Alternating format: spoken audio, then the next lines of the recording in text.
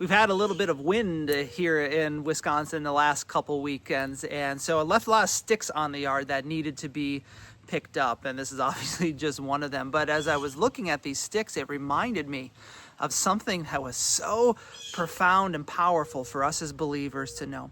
And so today, as we rejoin our series for the last one, the last of the 7 I am statements that Jesus made, I want us to look at John chapter 15 and honing in on verse 5, because what we see here is Jesus brings us to an important fact and on how we live the life of faith. And so in John chapter 15, this is Jesus talking to his disciples as he is gathered with them in the upper room the night that he was going to be betrayed by Judas, given into the hands of the people of Israel, and he was going to face the cross the next day.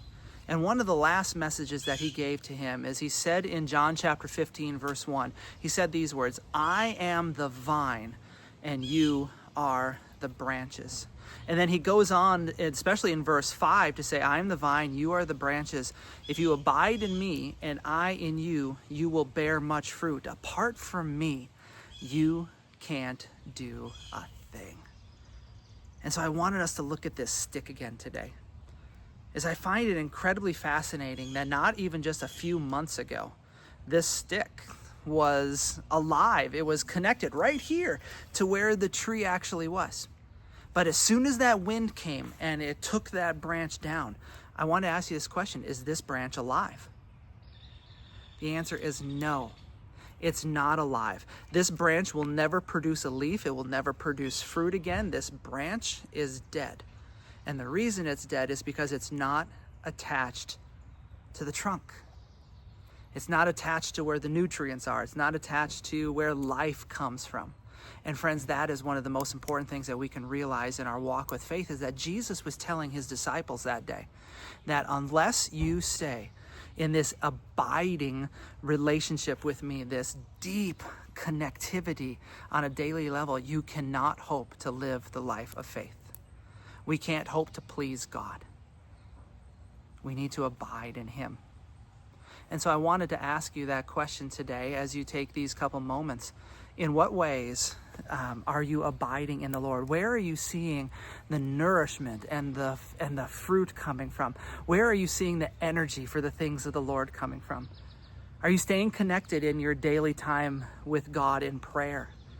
I just firmly believe that, friends, we let the busyness of this life just so impact us that we forget that the most important thing that we can do on a daily basis is talk to our Father, to hear from him, to commune with him, to get our energy and our nourishment from him. What's your prayer life like today? Friends, how are you getting into the Word? How are you studying to see what God has? How are you getting the good things implanted in your minds? Where are you taking times for stillness with him, just simply to be in his presence? One of the difficult ones, I think, that I oftentimes try to practice is a time of silence.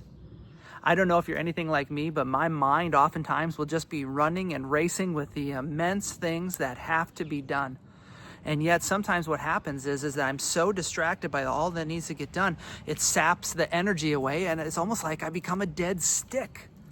When Jesus is saying is, and I love what he does in Scripture, where he says, "Come away with me to be nourished," to be reminded that God is in control. Friends, these are just some of the avenues that I wanted to bring to you today that are ways that we can abide with our Father.